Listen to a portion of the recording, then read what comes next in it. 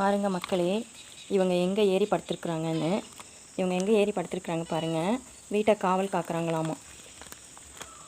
பாருங்கள், காம்பவுண்டு மேலே ஏறி படுத்துக்கிட்டு வீட்டை காவல் காக்குறாங்களாமா.